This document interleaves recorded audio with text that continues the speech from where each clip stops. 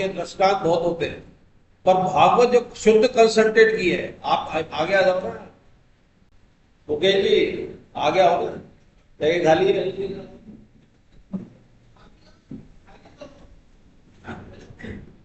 तो इतनी बढ़िया है कि वो लाइव के थे आपके पास, यूट्यूब पे भी आ जाएंगे, लेकिन वो उसको क्रम से सुनना है तो पूरी भागवत कवर हो जाएगी लगभग। और ये क्लास भी अब उनकी लास्ट चल रही है, ये क्लास इसके बाद नहीं लेंगे। भागवत की 2 क्लास चल रही है, बुधवार की जो चल रही है वो पिछले साल से चल रही है, और बृहस्पतिवार की इस साल की चालू हुई है। अगले साल से वो भागवत की क्लास नए बैच में नहीं लेंगे। तो अभी भी किसी को ज्वाइन करना है तो बृहस्पतिवार ज्वाइन कर ले, 7:45 से 8:15 सुबह ही खत्म हो जाती है, 1.5 घंटे में।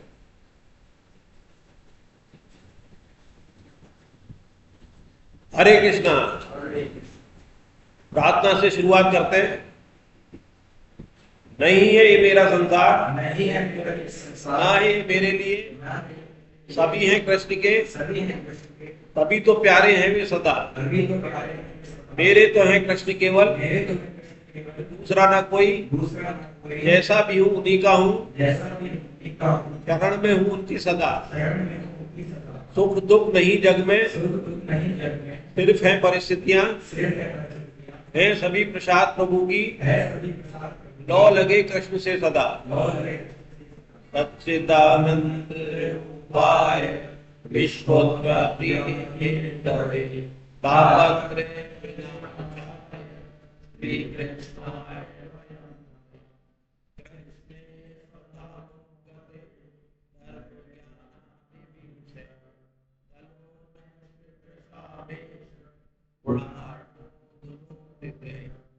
वसुदेवसुतं देवं कंसचारुमर्दनं देवकी परमानन्दं कृष्णं वन्दे जगद्गुरुं, कृष्णं वन्दे जगद्गुरुं। अब पंचरत्न ऋषियों अयोधि सन्निव्यात्मा भूतानामीश्वरो विद्यः प्रकृतिं स्वामिनिष्ठाय संभवामि यदा धर्मस्य ग्लानिर्भवति अभ्युत्थानमधर्मस्य तदात्मानं सृजामि परित्राणाय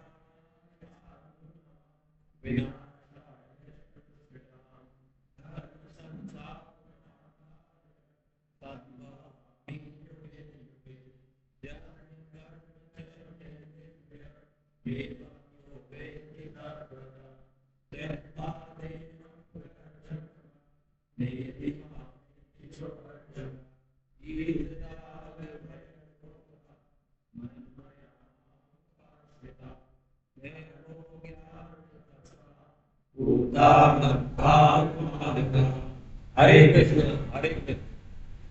भगवान श्री कृष्ण की कृपा से हम पुनः गीता परिचय अभियान की जीपी 100 क्लास में उपस्थित हुए। पिछली बार जो 2 क्लास पहले, 1 क्लास पहले 22वें श्लोक तक हो गया था, और गीता जी को उसके बाद बताया था, पर वो पता नहीं क्या हुआ कि वो रिवीजन करा गई। तब जो ऐसा लगता था कि भगवान को मुझसे ही कराना था, पर रिवीजन भी बता रहा है कि अच्छा सवाल जवाब करे थे उन्होंने, बढ़िया था। और एक अलग टेस्ट भी हो जाना चाहिए बीच बीच में।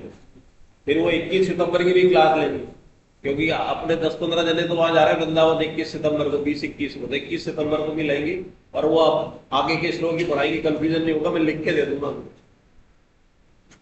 और 22वां श्लोक बहुत इंपॉर्टेंट था कि जो अनन्य भक्त मेरा 9/22, जो अनन्य भक्त मेरा चिंतन करते हुए मेरी भली भांति उपासना करते हैं, मुझ में निरंतर लगे हुए, उन भक्तों का योगक्षेम। योगक्षेम का मतलब क्या था? अप्राप्त की प्राप्ति और प्राप्ति की रक्षा में वहन करता हूं।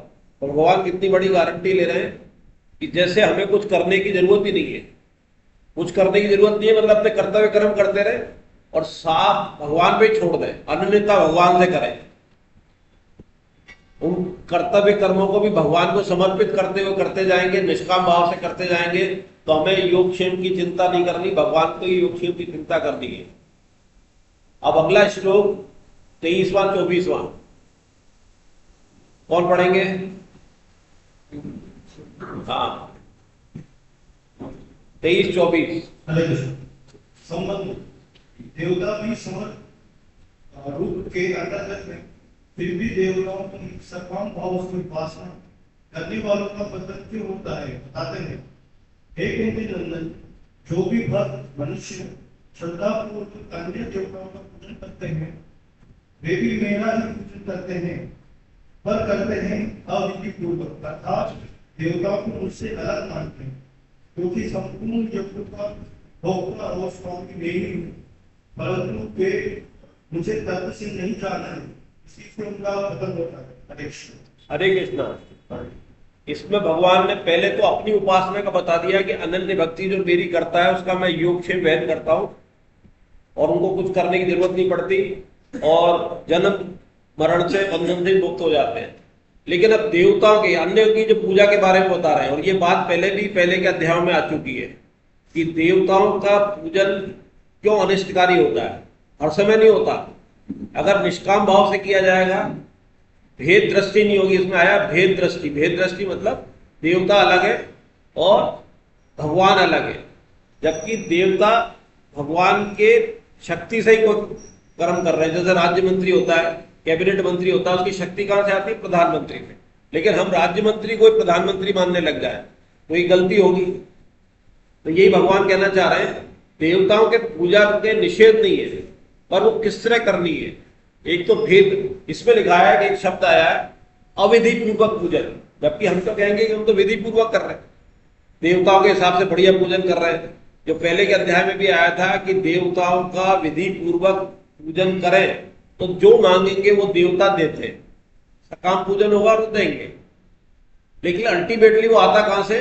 भगवान से आता है। लेकिन देवताओं को पूजन करने वाला देवताओं को ही प्राप्त होता है, या कि जो देवताओं के लोक हैं वहां तक जाएगा। इसमें आगे भी आएगा कि पितरों को प्राप्त होता है, भूत प्रेतों को प्राप्त होता है, जिस जिसका हम पूजन करते हैं। तो देवताओं के पूजन की बात हो रही है, तो देवता का पूजन करने वाले वास्तव में भगवान के पूजन करते हैं। इनडायरेक्टली हम भगवान के कर रहे हैं कि देवताओं को पावर किसने दी है, तो भगवान के पूजन करते हैं, तत्व से भगवान के ही होते हैं। लेकिन हमारे अंदर भेद दृष्टि आ जाती है, हम देवताओं को भगवान से अलग समझने लगते हैं। ये भेद दृष्टि ही पतन का कारण है। भेद दृष्टि के कारण ही भगवान को पूजा नहीं लगेगी। अगर देवताओं का पूजन करते समय अब ये माने कि ये देवताओं का पूजन भगवान का ही पूजन है, जैसे अगर शनि देवता की पूजा न कर रहे हैं तो उनसे निष्काम रहना है, मांगना कुछ नहीं है। देवताओं के पूजन की मनाही नहीं है। ऐसा नहीं कि देवताओं को हम छोड़ दें। इस श्लोक का अर्थ ये भी नहीं है कि देवताओं का पूजन न करें। जो विधि पूर्वक उनका पूजन होना चाहिए वो करना चाहिए, उनको सम्मान देना चाहिए। हर देवता का पूजन हमें करना चाहिए, क्योंकि देवता ही हमारे हर अंग के देवता है अलग अलग। आंखों के देवता अलग है, सुनने के अलग है, प्राणों के देवता अलग है, पैरों के अलग है। तो हमारी जितनी भी क्रिया प्रणाली पे नजर रखे हुए हैं और जो क्रियान्वयन कर रहे हैं, क्योंकि एग्जीक्यूटिव बॉडी भगवान की देवता ही है। सबसे पहले एग्जीक्यूटिव कौन है? ब्रह्मा जी।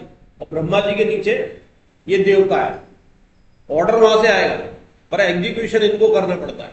पर एग्जीक्यूटिव को ही हम सब कुछ मान लें, वो ठीक नहीं है। इसलिए उनका पूजन विधि पूर्वक करना चाहिए, सकाम भाव से नहीं करना चाहिए और भेद दृष्टि के साथ नहीं करना चाहिए। देवता का पूजन करते हुए भी हमें अपने इष्ट का स्मरण करते हुए करना चाहिए कि ये पूजा इष्ट तक जा रही है, तो देवताओं का पूजन भी सार्थक हो जाएगा। यही भगवान कहना चाहते हैं, किंचन मात्र भी कामना न हो, उपास में भगवत बुद्धि हो। तो एक लाइन ये बहुत अच्छी, पहले पैरे की लास्ट लाइन है, पहला पैरे की, यदि किंचन मात्र भी कामना न हो और उपास में भगवत बुद्धि हो, तो ये तीन शब्द बहुत इंपॉर्टेंट है। किसी भी प्राणी, मनुष्य या देवता का पूजन का फल भगवत प्राप्ति ही होगा।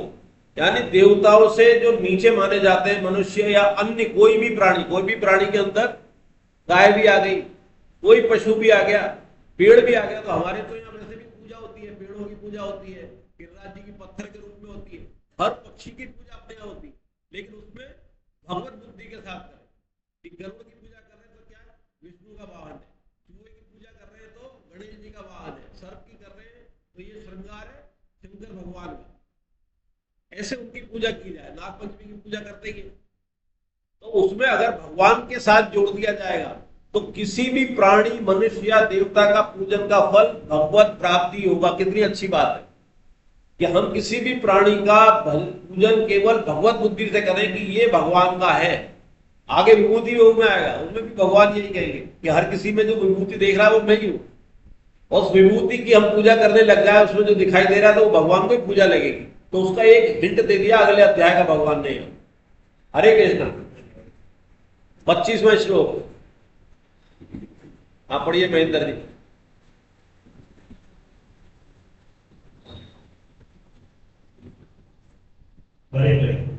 संबंध भगवान को संपूर्ण यज्ञों का भोक्ता और मालिक मानकर कामों और देवता, पितर, भूत, प्रेतों इत्यादि का पूजन करने वालों की गति का वर्णन करते हैं। यान्ति देवता देवा पितृयान्ति पितृता भूतानि यान्ति मुनेत्या यान्ति मध्या देवताओं का पूजन करने वाले सभी छोड़ने पर देवताओं को प्राप्त होते हैं, पितरों का पूजन करने वाले पितरों को प्राप्त होते हैं, प्रेतों का पूजन करने वाले प्रेतों को प्राप्त होते हैं, परंतु मेरा पूजन करने वाले मुझे प्राप्त होते हैं। हरे कृष्ण। हरे कृष्णा। सकाम भाव से, ब्रैकेट में लिखा है सकाम भाव से, अगर इसको सकाम हटा के निष्काम कर दे तो इसका अर्थ ही उल्टा हो जाएगा। तो सकाम भाव से देवताओं का पूजन करने वाले शरीर छोड़ने पर देवताओं को प्राप्त होते हैं। जो अभी पिछली बार अपने अभी इस श्लोक में चर्चा कर ली थी कि जो जो जिस देवता का पूजन करता है उस श्लोक में जा सकता है, बशर्ते अंतिम समय में कुछ उसको ध्यान में आ जाए। देवताओं का पूजन करते करते भगवान ने कितनी कृपा की है कि अंतिम समय में भगवान याद आ जाए तो वो जो पाप किए या अपराध हो गया देवताओं का पूजन और सकाम भाव करते हुए सब उसके सामने फेल हो जाते हैं, अगर अंतिम समय में भगवान याद आ जाए। वो तो विशेष छूट है। लेकिन जो नियम है वो क्या है कि देवताओं का पूजन करने वाले शरीर छोड़ने पर देवताओं को प्राप्त करते हैं। जिसने जिस जिस देवता की पूजा की है वो उस लोक में जाता है। और जितने भी लोक है वैकुंठ लोक के अलावा सब पुनरावर्ती है ब्रह्मा जी के लोक तक। वो उस युग में उस अपने कर्मों के हिसाब से जितना उन्होंने पुण्य किया है उतना भोग के आ जाएंगे और वापस उन्हें पृथ्वी लोक पर आना पड़ेगा। अब वो किस योनि में आते हैं उसके बाद गारंटी नहीं है। वैकुंठ लोक में जाने के बाद या तो आना नहीं पड़ता, और आना पड़ता है तो भगवान की आज्ञा से आना पड़ता है और मनुष्य जीवन ही उसमें मिलता है। पितरों का पूजन करने वाले पितरों को प्राप्त होते हैं। पितर कौन होते हैं? वो हमारे पुरखे होते हैं। जो पितर होते हैं वो पितर लोक है। इसमें एक बात आती है कि भूत प्रेत कौन होते हैं और पितर कौन होते हैं। जो दूसरों के पितर होते हैं वो हमारे लिए भूत प्रेत होते हैं। जो हमारे पितर अपने होते हैं, दादा बाबा परदादा, उसके जितने भी हजारों साल हजारों जन्मों के होते हैं वो सारे पितर होते हैं। अब उनमें से कौन पितर लोक में किन की मुक्ति हो चुकी है वो सबका समय अलग अलग होता है। किसका पुनः जन्म हो गया वो आगे के अध्याय में बात आएगी श्राद्ध तर्पण में। अभी स्वामी जी की किताब पढ़ रहा था मैं, तो स्वामी जी ने जिक्र किया, आप सब भी ले लेना, बहुत अच्छी किताब है। गृहस्थ कैसे रहे, हाँ गृहस्थ कैसे रहे।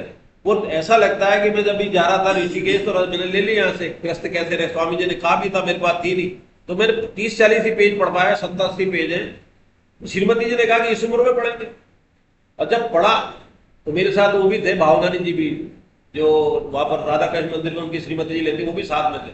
तो मैंने कहा इसमें तो बहुत बढ़िया बात लिखी है, ये तो इसी उम्र में पढ़ने की बात है। उसमें सारी बातें लिखी हुई थी पितर के बारे में, कैसे कौन कौन से पितर होते हैं। उस किताब को ले लेना, 15-20 रुपए की किताब है, इसमें मिल जाएगी। ग्रस्त कैसे रहे,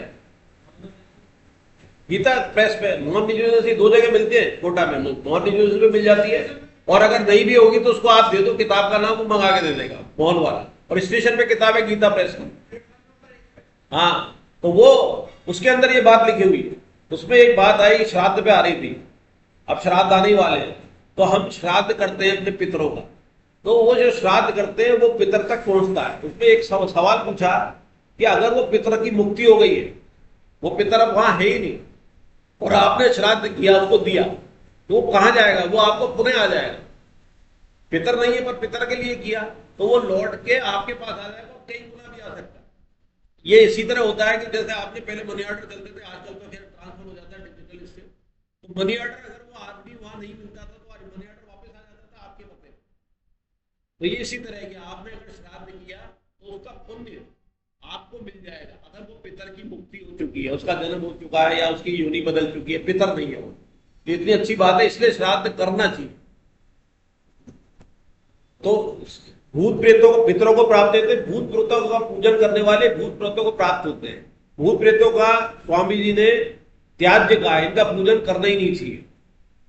हालांकि तात्कालिक के लिए जो तंत्र मंत्र वाले होते हैं उनको बड़ा कष्ट भोगना पड़ता है, भूत प्रेतों से कुछ सिद्धि हासिल हो सकती है, आपको भी सांसारिक चीज मिल सकती है, लेकिन अंत उसका ठीक नहीं होता, फिर भूत प्रेत को ही प्राप्त होंगे। मतलब अगर आप उनसे कुछ ले रहे हो तो बन गए, आपका एक रिलेशन हो गया उनसे, आपने जिंदगी भर उनकी पूजा की, आपसे कुछ मांग लिया, तो आप भूत प्रेत ही बनोगे। परंतु मेरा पूजन करने वाले मुझे ही प्राप्त होते हैं, जो जैसे पहले भगवान कह चुके हैं। तो ये जितने भी हैं इनका पूजन करेंगे इनको प्राप्त होंगे, लेकिन भगवान का पूजन करने वाले भगवान को ही प्राप्त होते हैं। स्वामी जी की बात बताई थी कि इसमें लिखा है कि भूत प्रेतों को नहीं करना चाहिए। 26, 27, 28 अरे हाँ हाँ कोई याद करता है कि ये हमारे बच्चे हैं, ऐसा काम होता है तो उनको याद नहीं करता है। उनको और जैसे वो होने के बाद भी जैसे कोई कुछ हो गया और आप उसको हो गई, फिर उसको अपने परिवार का जहाँ से वो आया है उनका याद रहती है। भगवत प्राप्ति होने के बाद तो बिल्कुल नहीं रहेगी सर। भगवत प्राप्ति हो गई थी इसीलिए तो हुई कि उसने संसार का मोह छोड़ दिया। आप संसार का मोह संबंध विच्छेद शरीर रहते भी कर लो तो ही भगवत प्राप्ति हो जाएगी। आपका सवाल यह है कि अगर उनकी भगवत प्राप्ति हो गई पितरों को, तो क्या उनको याद रहता है, यही सवाल है ना। बिल्कुल याद नहीं रहेगा। मुझे लगता रहता है क्यों? जो बलि जी का जो आता है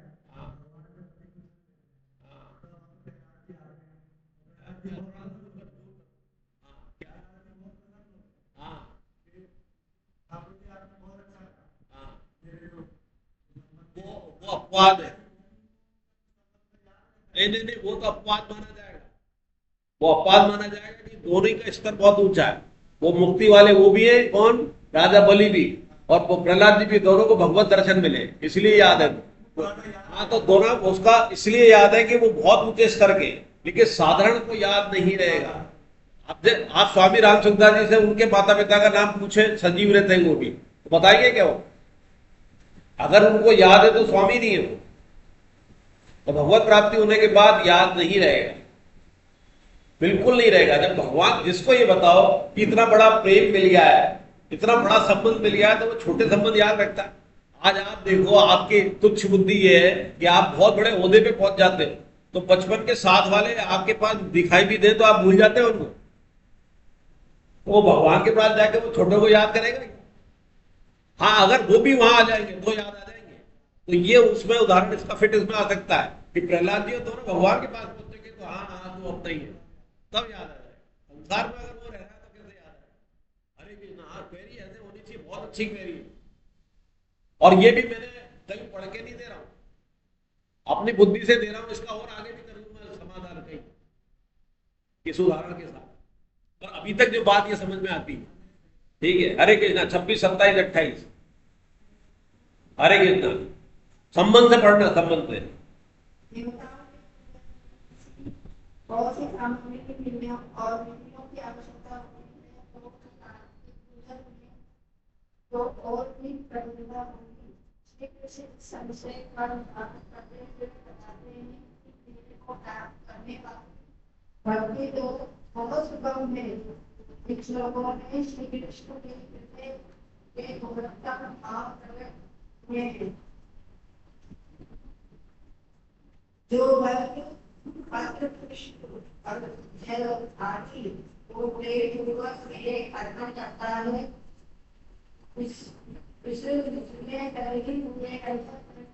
भक्त के द्वारा प्रेम पूर्वक मुझे मेरे उद्धार हेतु में अर्थात स्वीकार कर लेना होगी।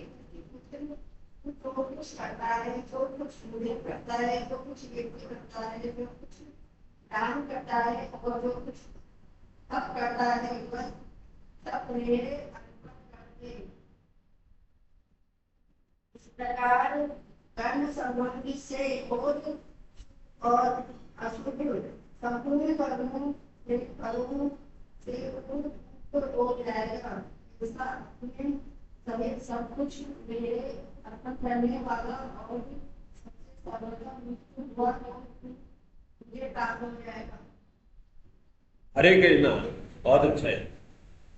इसमें भगवान ये बता रहे हैं कि देखो, ये सवाल उठता है कि देवताओं के पूजन में तो बहुत सी सामग्री है, विधि विभाग विधान है, नियम है। तो जब देवता आपसे छोटे हैं तो आप तो बड़े हो, तो आपके लिए तो बड़े ज्यादा परिश्रम करना पड़ेगा, ज्यादा विधि विधान होनी चाहिए, ज्यादा सामग्री चाहिए, ज्यादा साधन चाहिए, ज्यादा क्रिया चाहिए। तो भगवान उसका सरलीकरण कर रहे हैं कि मेरी पूजा तो बहुत ही सरल है। और ये अपने अभी तक के अध्याय में आ चुका है।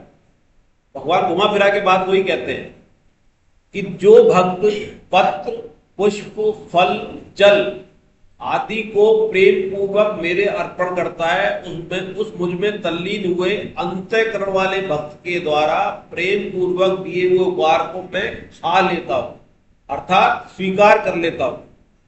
हे कुंती पुत्र, तू जो कुछ करता है, जो कुछ भोजन करता है, जो कुछ यज्ञ करता है, जो कुछ दान देता है, जो कुछ तप करता है, वे सब मेरे अर्पण कर दे।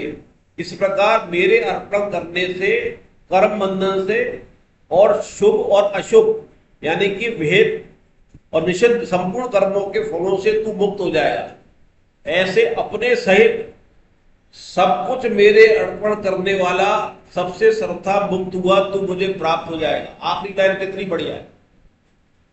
ऐसे अपने सहित, आखिरी में भगवान ने पहले तो कहा, क्या कहा, पदार्थों का समर्पण करवाया, फिर क्रिया का समर्पण करवाया जो क्रिया कर रहा है, और फिर अपने सहित, यानी कि जब आपका पदार्थ भी भगवान को दे दिए, आपकी सारी क्रियाएं दे दी और आपने अपने आप को ही समर्पित कर दिया, अर्पण कर दिया, तो भगवान को ही प्राप्त हो गया। वो शरणागत का इनडायरेक्ट नहीं है कि शरणागत हो गए। तो संसार में पदार्थ और क्रिया दो चीजें चलती हैं।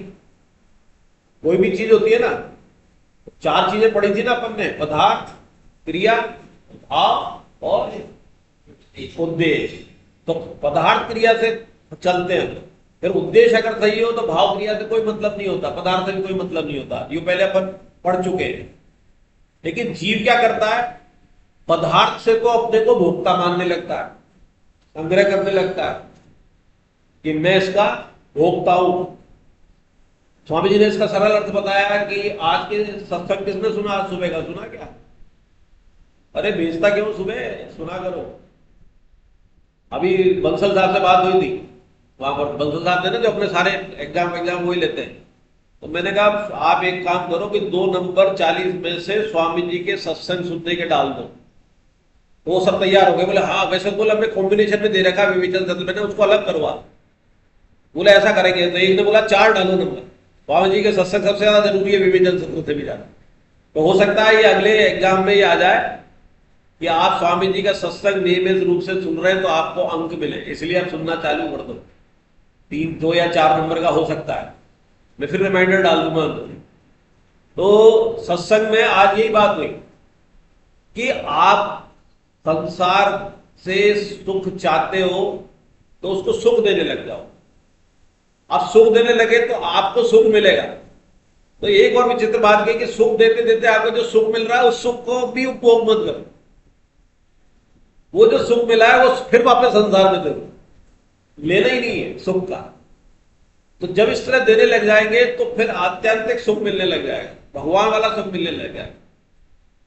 और बहुत ही सरल कहा है कि 2 ही काम करने, भगवान को अर्थ में याद रखना है, जप करके, नाम करके, और इधर संसार में सुख देना है। सुख देना मतलब सेवा करना जो आपके पास है। अब आपके पास कुछ नहीं है तो भाव तो है, आपके सर्वभूते हिते रखा।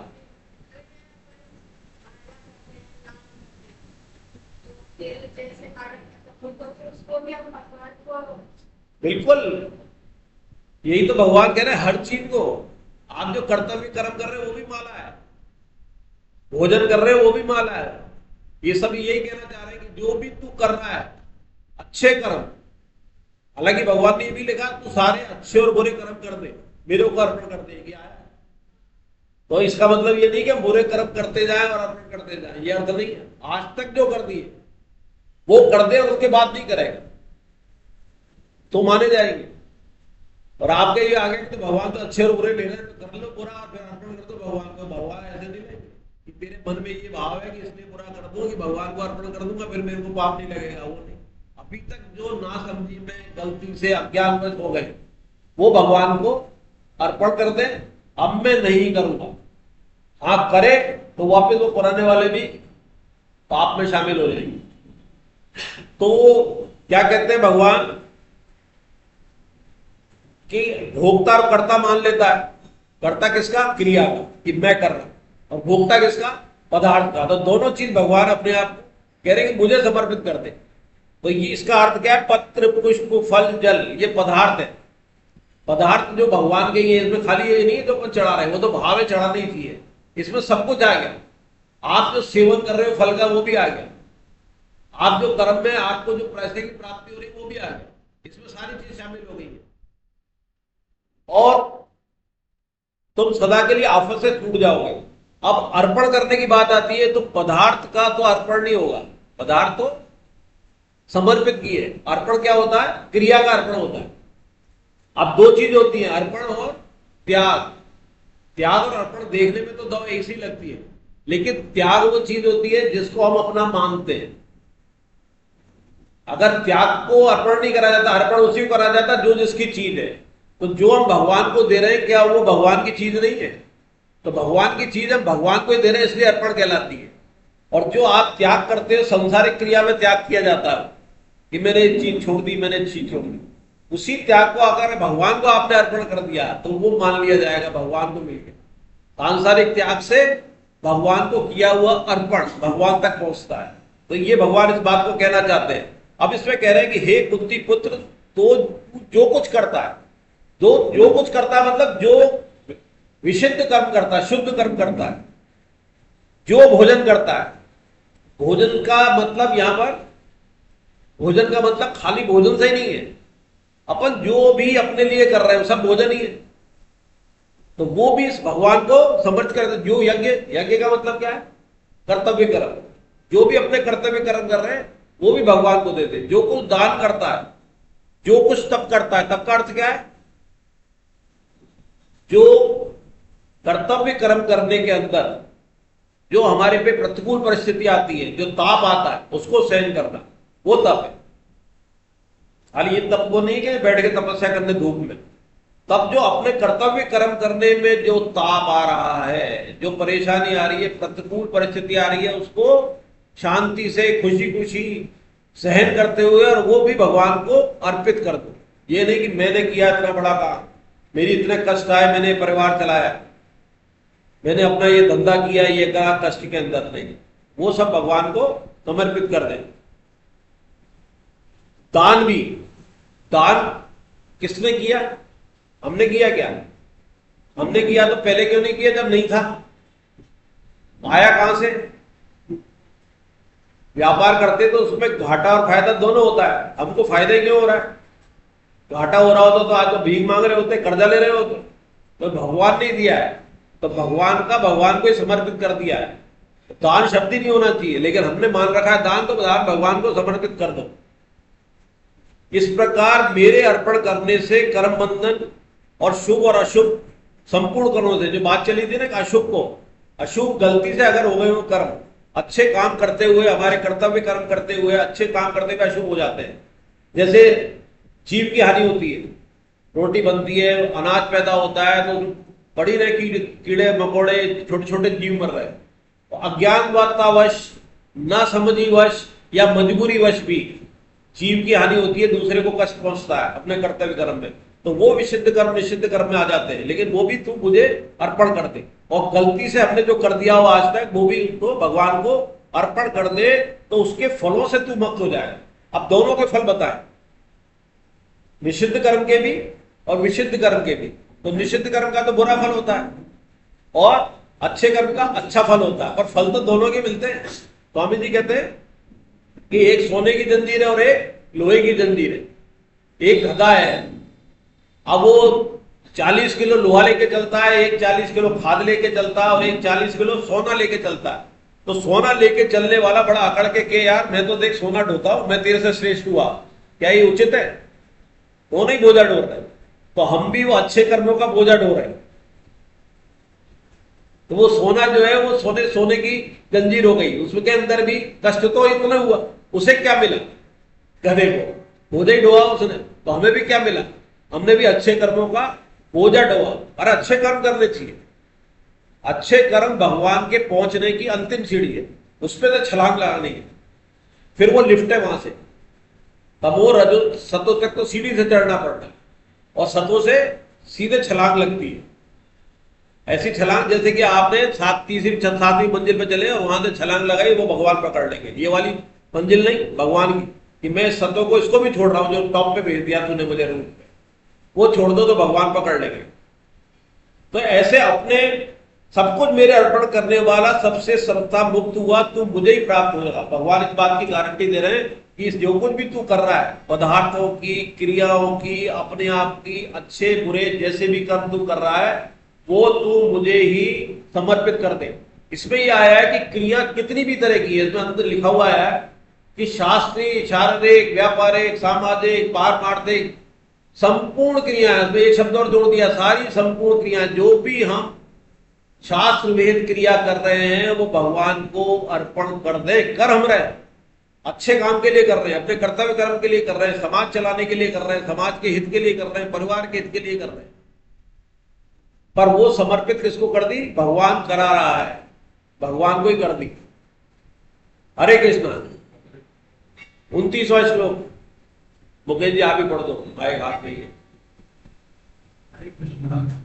संकल्प जो सब कुछ श्री कृष्ण को अर्पण कर दे उसे तो बंधन मुक्त कर देते हैं, और जो अर्पण ना करे वे बंधन में ही रहेंगे। इससे तो भगवान का पक्षपात ही लगता है कि शंका को मिटाने के लिए कहते हैं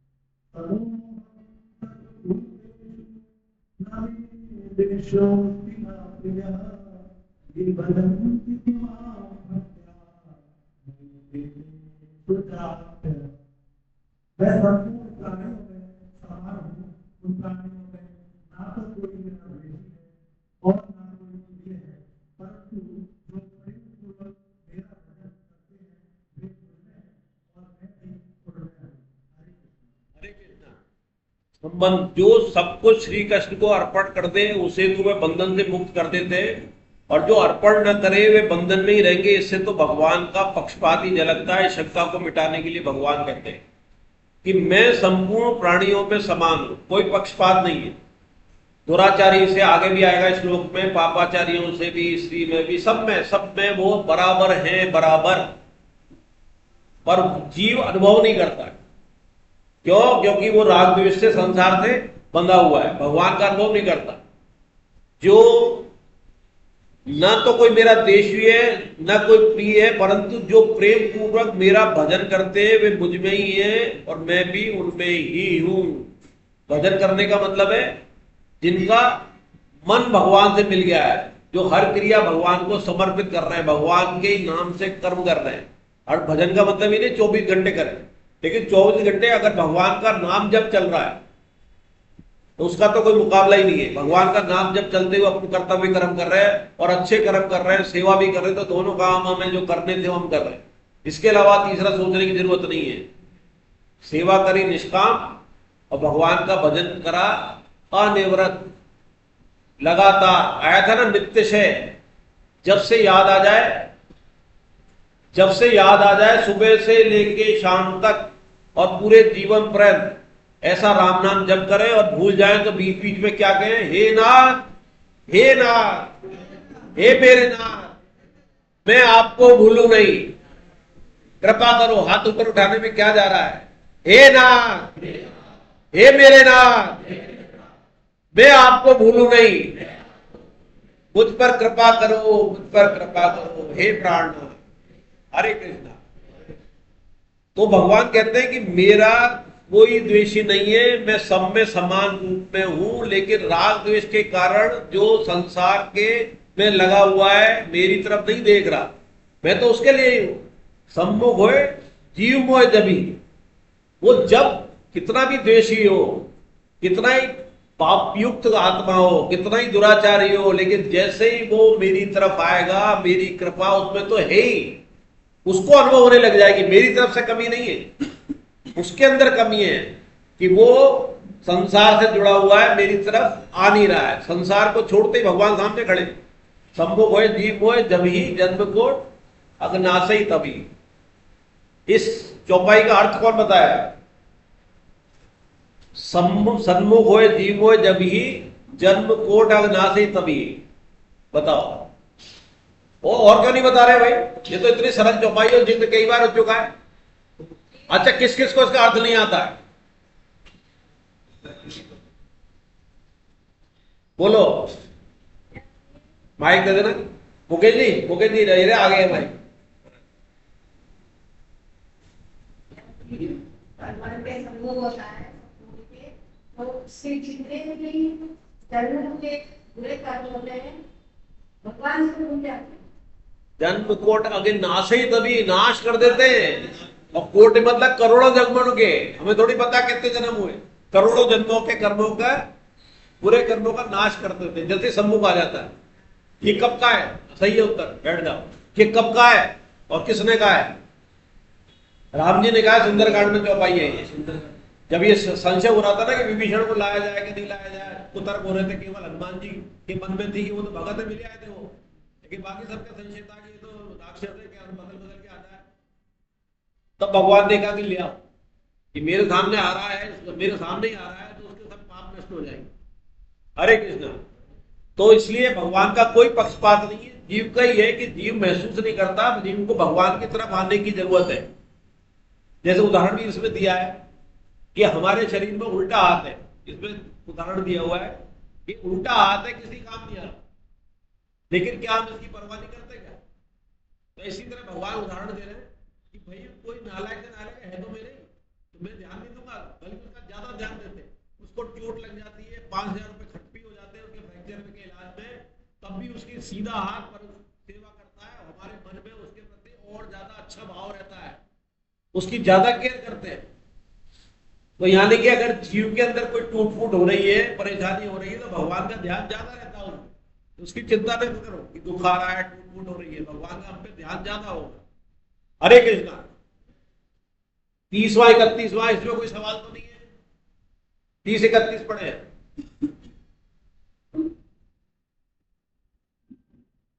संबंध से संबंध।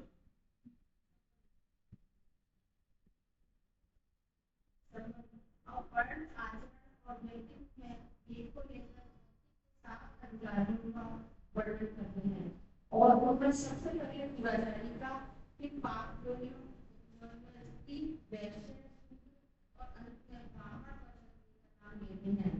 स्पष्ट है कि भक्ति में वर्ण आचरण को लेकर कोई फर्क नहीं है। उल्टा जो पाप के कारण कर्म हुआ है, उस पर परमात्मा की कृपा करुणा अधिक की है। उसके लिए परीक्षा के नियम उतने कठिन नहीं जो व्यक्ति की अधिक की होगी। निर्बल दीन दयाल को दीन प्यारे को। अगर कोई दुराचारी से दुराचारी भी अनन्य भक्त होकर मेरा भजन करता है, तो उसको साधु की मानना चाहिए, कारण कि उसने निश्चय को अच्छी तरह कर दिया है। वह तत्काल उसी धर्मात्मा हो जाता है और निरंतर रहने वाली शांति को प्राप्त हो जाता है। एक उनकी नंदन मेरे भक्त का पतन नहीं होता, ऐसी प्रक्रिया करो। हरे हरे कृष्ण। अब भगवान ने कहा कि पहले तो ये कहा कि कोई भी दो प्राणियों में जो मेरी तरफ है या नहीं है, मैं असमानता नहीं है। अब उसका और विस्तार कर रहे हैं कि वर्ण आचरण और व्यक्तित्व में भेद को लेकर भक्ति के 7 अधिकारियों का वर्णन करते हैं। उनमें सबसे पहले दुराचारी, मतलब ये भेद करा है उसमें। और जैसे भी बात की थी ना कि निखट्टू की ज्यादा भगवान परवाह करते हैं, हाथ अगर टूट गया है बाएं हाथ है तो भगवान ज्यादा कर रहे हैं, तो सबसे पहले किसका नाम लिया है? दुराचारी। फिर पाप योनि होगा, स्त्री वैश्य शूद्र और अंत में ब्राह्मण व क्षत्रिय का नाम लेते हैं। स्पष्ट है कि भक्ति में वर्ण आचरण को लेकर कोई फर्क नहीं है। उल्टा जो पाप के कारण दबा हुआ है उस पर परमात्मा की कृपा करना अधिक ही है, उसके लिए परीक्षा के लिए उतने कठिन नहीं। क्यों जननी अधिक प्रिय रोगी, निर्बल पूज्य दीन दयाल को, दीन प्यारे पूत को। मतलब जैसे बीमार पूत की जननी ज्यादा परवाह करती है, निकट्टू की ज्यादा परवाह करती है, उसी तरह भगवान जो दुराचारी है उनको पहले नंबर पे करते हैं। उनकी तो निगाह है कि तू आ तो सही मेरी तरफ, क्योंकि जो देखा ये पूजा पाठ करने वाला ब्राह्मण है, क्षत्रिय है, ये देश के लिए समर्पित है, कर रहा है, बोले ये तो है ही, उस पर ध्यान कम है। तो कितना बढ़िया बात है कि वर्ण आश्रम से अगर कोई माने कि भगवान के वर्ण आश्रम में अगर उसको माना जा रहा है सामाजिक रूप से, समाज में होना नहीं चाहिए। आज में आगे भी आया कि छुआछूत का किसी ग्रंथ में नहीं है। ये जाने कब कुरीति आ गई। छुआछूत हमारे देश में कभी नहीं था। कृष्ण के जमाने में था क्या? कृष्ण का हम इतना पढ़ रहे। राम जी के जमाने में था क्या? शबरी के भेड़ बूढ़े भेड़ खा रहे हो, निषाद राज के भोजन कर रहे हैं, केवट का साथ दे रहे हैं। तो सारे सारे जिन्होंने नीचे वाली यूनिया या नीचे वाले वर्ण आश्रम मानते हैं, भील आदिवासी, उनके साथ रह रहे हैं भगवान। शायद लीला इसीलिए कर रहे हैं, वो ये बताना चाहते हैं कि मैं इनके साथ भी इतना ही क्या प्रेम करता हूं या ज्यादा प्रेम करता हूं इनसे। तो 7 भेद बताए। स्पष्ट है कि भक्ति में वर्ण आचरण को लेकर कोई फर्क नहीं है, उल्टा जो पापों के कारण दबा हुआ है उस पर परमात्मा की कृपा करना अधिक ही है। उसके लिए परीक्षा के नियम उतने कठिन नहीं है। अगर कोई दुराचारी से दुराचारी भी अनन्य भक्त होकर मेरा भजन करता है तो उसको साधु ही मानना चाहिए। दुराचारी से दुराचारी हाईएस्ट लेवल दे दिया ही, दुराचारी हो और उससे भी दुराचारी हो, अनन्य भक्त। पर शर्त यह है क्या? अनन्य भक्ति आ जाए। अनन्य मतलब अब उसके बाद जब आ गया शरण में तो उसके अलावा भगवान के अलावा कोई अन्य नहीं, तो उसको फिर साधु ही मानना चाहिए, कारण कि उसने निश्चय बहुत अच्छी तरह कर लिया है। अब इसमें एक प्रश्न उठता है कि अगर इसी तरह का अनन्य भक्त एक ज्ञानी हो जाए और एक दुराचारी हो जाए, ज्ञानी भी हो गया, ज्ञानी तो पहले से था लेकिन उसी समय दुराचारी हो गया और एक ज्ञानी हो गया, तो उसको भगवान पहले तारेंगे दुराचारी को। क्यों? एक कारण ये भी, और क्यों? उसके कोई सहारा नहीं है। जो शरणागति उसकी पूर्ण हो गई, उसके पास सहारा है ही नहीं, उसके पास कोई बैंक अकाउंट है ही नहीं, जीरो है उसका, तो माइनस में था। और ज्ञानी का है, उसके हेता तो है। वो एक बार ये भी सोचेगा भले ही वो अनन्य भक्त हो रहा है, लेकिन उसका आ जाएगा कोई बात नहीं और पूजा कर लेंगे, इतनी कर ली और कर लेंगे, थोड़ी हेता आ सकती है उसकी। उसके पास तो कोई चारा ही नहीं बचा, सरेंडर हो गया वो तो इसलिए दुराचारी का भी ज्ञानी से पहले उद्धार होगा, क्योंकि उसने निश्चय बहुत अच्छी तरह कर लिया। तो फिर किस बात पे आए कि निश्चय जो हम बात करते हैं, दृढ़ निश्चय। इसलिए संकल्प की ये यूं ही नहीं बने 15 साल से नियम, गीता पढ़ते अभियान, ये सब यहीं से लिया गया। हमें तो लगता है कि क्या मुसीबत कर दी है, 7 बार लिखो, बार बार निश्चय की बात आ रही है ना, बार बार उद्देश्य की बात आ रही है। और आप देखें कि जो 7 बार रोज लिखते हैं वो 6 महीने अगर अपनी क्लास चलते हो रहे हैं, 5-6 महीने हो रहे हैं, तो जो लगातार लिख रहे हैं तो अब लिख रहे हैं उनको और मजा आ रहा होगा और अच्छा लग रहा होगा, और वो बात उनके मन में आती होगी कि मुझे करना है। पिछले 3-4 महीने से कौन लगातार लिख रहा है? 6 नहीं पूछ रहा, लगातार कौन लिख रहा है? हाथ खड़े करिए, वेरी गुड, 5-6। और क्यों नहीं लिख रहे? ये खाली पढ़ना उद्देश्य नहीं है। ये किताब गीता जी तो आप सब जगह स्कॉल वाले पढ़ा रहे हैं, सब जगह पढ़ा रहे हैं, गीता परिवार पढ़ा रहा है, लेकिन प्रैक्टिकल उतारना, वो 40 नंबर जो प्रैक्टिकल के हैं, कि 60 तो आपने थ्योरी में लिया है, 58, और वह 40 में नंबर नहीं आ रहे आपके, वो 40 में नंबर आ रहे हैं, तो इसका मतलब आप गीता को जीने लगे हो। ये फिर सवाल पूछा जाएगा महीने भर बाद, कितने लिख रहे हैं संकल्प, तो आपके नंबर तो मिलेंगे। नंबर तो केवल इसलिए लालच देने के लिए, क्योंकि रजोगुणी हम चाहते हैं ना उसके बदले में कुछ मिले, तो हम लिख रहे हैं तो पॉइंट मिल जाए। लेकिन धीरे धीरे उस पॉइंट की इच्छा ही खत्म हो जाएगी, उस नंबर की इच्छा खत्म हो जाएगी जब लिखने लग जाओगे। अधूरा सा लगेगा, अगर नहीं लिखा है तो लगेगा यार कुछ छूट गया है। आप नोट कर रहे हैं तो लगातार लिख रहे हैं, जैसे मुकेश जी से पूछो कि आप जिस दिन छूट जाओ तो रात को बेचैनी सी होती है ना, कुछ लगता है कि कुछ छूट रहा है, अपने आप दिमाग बोलेगा कि आज तो कभी रह गए, फट याद आ जाएगा कि मैंने वो आज लिखा, तो आप रात को लिख लो। और अगर ऐसे लिख लिया रात के आधा घंटे लेटने के बाद, 15 मिनट लेटने के बाद, ख्याल आने के बाद, अगर आपने लिख लिया, नींद की चिंता नहीं की, आलस की नहीं की, समझो तो आप 2 पॉइंट और आगे निकल गए। हरे कृष्ण। तो वह तत्काल उसी क्षण धर्मात्मा हो जाता है और निरंतर रहने वाली शांति को प्राप्त हो जाता है। निरंतर मतलब निरंतर शांति, हर समय शांति, आंतरिक शांति, भूमा सुख। फिर उसे किसी दूसरी शांति की जरूरत है ही नहीं। जब उसका अंदर ही भगवान से मिलन हो गया, सरेंडर भगवान को हो गया, मैं खत्म हो गया, उद्देश्य निश्चय हो गया कि मेरे को तो भगवान से ही प्राप्त करना है, जो कुछ करना है भगवान का ही करना है, जो कुछ हूं मैं शरणागति भगवान की, मेरा किया भगवान का, गोदी में उनके, तो वो अनन्य भक्ति भी हो गई, सरेंडर भी हो गया। अब अगली लाइन देखा, आखिरी लाइन है, हे कुंती नंदन मेरे भक्त का पतन नहीं होता ऐसी तुम प्रतिज्ञा करो। हम साधारण रूप में अगर पढ़ जाएंगे तो इस लाइन की हमें महत्वता पता नहीं पड़ेगी। क्या बता सकते हो इस लाइन में क्या महत्वता है?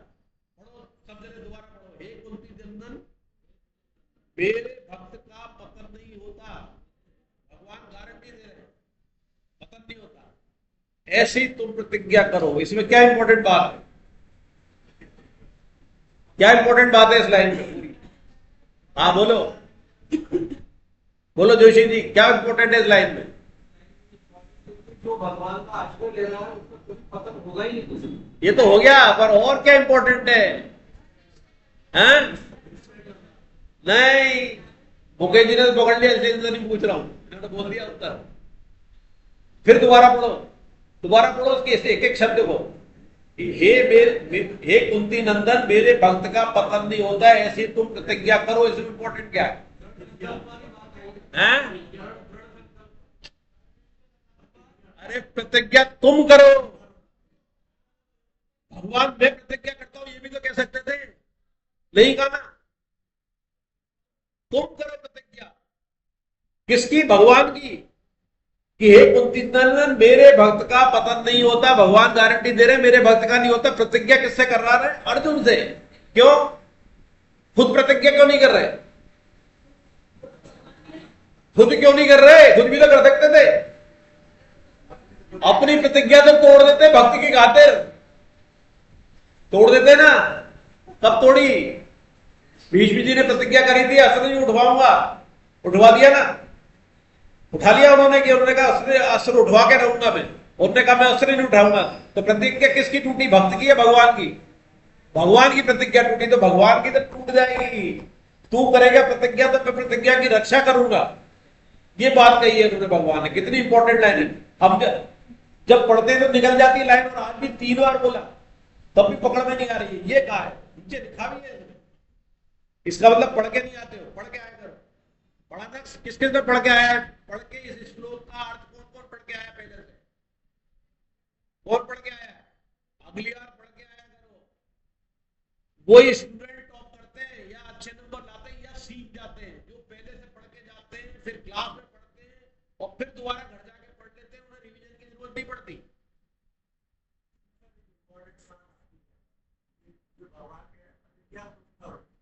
एक मतलब ये होता है परमात्मा संबंधित है और जो जीव के कल्याण संबंधित जो बात है, इसके लिए जो भी वो दृढ़ निश्चय प्रतिज्ञा जो भी वो करे तो उसको करता तो वो है, लेकिन उसकी प्रतिज्ञा को, उसके प्रण को, उसके निश्चय को भगवान पूरा करते हैं। हाँ, जो भी भगवान से जीव के कल्याण की जो भी प्रतिज्ञा करेगा जीव, मुकेश जी कहना चाहते हैं कि जीव के कल्याण, अपना छोड़ो, हम पूरे प्राणी मात्र की कल्याण की प्रतिज्ञा कर लें तो उसकी पूर्ति भगवान करेंगे। अगर हम संकल्प ले लें कि मैं गीता प्रचार में 20 जनों को जोड़ूंगा अगले साल की क्लास के लिए, रजिस्ट्रेशन चालू हो गए, रजिस्ट्रेशन चालू हो गए ऐप पे। अगर आपने 20 जोड़े, 10 जोड़े, उसके नंबर यहां मिलेंगे, वो अलग बात है। भगवान की निगाह में 18/68 में कई बार जोड़ के दे चुके हैं कि प्रिय भक्त कहलाओगे। गीता पढ़ने से ज्यादा उसका प्रचार जो दूसरों को जोड़ोगे वो ज्यादा प्रिय भक्त कहलाओगे। तो अगर आपने उसके लिए जोड़ा और प्रतिज्ञा कर ली कि मैं 20 को इस वर्ष जोड़ूंगा, मैं 10 को जोड़ूंगा, अपनी सामर्थ्य से ज्यादा करना, प्रतिज्ञा करो, संकल्प करो तो किसकी? अपनी सामर्थ्य से ज्यादा, भगवान के काम में ज्यादा करो, भगवान पूर्ति करेंगे। और आपकी जो सामर्थ्य सांसारिक है उसमें भले ही कम करो, लेकिन भगवान के काम में अगर आपने ज्यादा कर ली तो आपका संकल्प पूरा होगा। भगवान ने गारंटी इसमें दे रहे हैं। तो आज सब जने अपना अपना संकल्प कर लो, करो, मनी मन में कर लिया ना? मैं किसी से पूछ सकता हूं कितना किया है? पीछे से खड़े हो जाओ, अशोक जी पीछे खड़े हो जाओ। कितना संकल्प किया, कितने जोड़ोगे इस साल? वेरी गुड, 10 का संकल्प और 7 बार लिखना, और उसमें लिखते लिखते 10 का अंक लिख लेना, लिखना मत आगे, बस 10 लिख लेना। वो उस एक बार ही 10 लिख लेना, 7 बार ही लिखना, मुझे भगवत प्राप्ति करनी है, और 10 लिख लेना। आप गौरव जी तुमने कितनी करी? 10। और 10 से ज्यादा किसने करी? हाथ खड़े करो।